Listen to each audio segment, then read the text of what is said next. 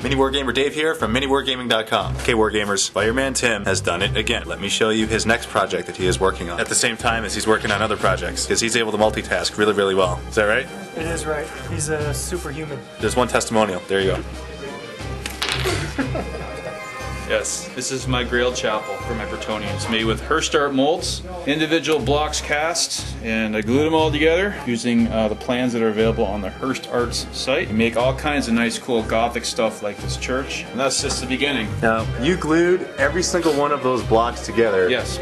Individually, so I can actually look and see in between the grout lines. There's actual like some spaces sometimes. Yeah. Like they're very tight, but I'm still learning. No. I'm saying like that's really cool because they're individual. Yeah. Like if it's just one mold for the whole thing, that's one thing. But each individual block.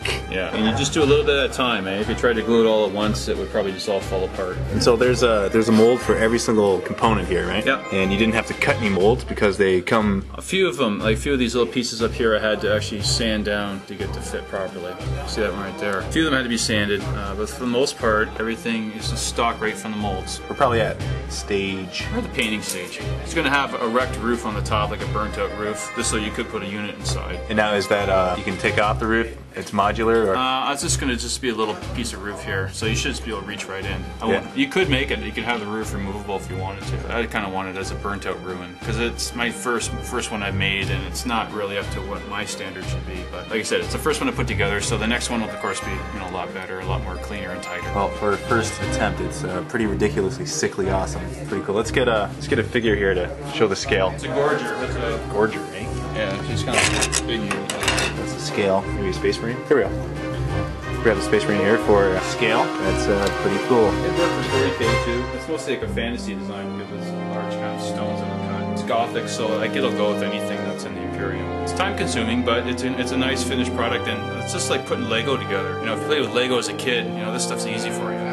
So what'd you use to glue it together? Just white glue. PVA glue. Yep. That's PVA, it. PVA glue. Yep. Give it a little bit of time, 6 hours to dry, and then you make a jig. If you got, like I said, Lego again, you can make jigs for 90-degree angles and stuff like that, so everything's nice and square. You need to build a jig though, otherwise you'll never get it square. Yeah. Okay. Green stuff. That's right. Make your miniatures awesome. Convert them with green stuff at greenstuffit.com. And it's really cheap.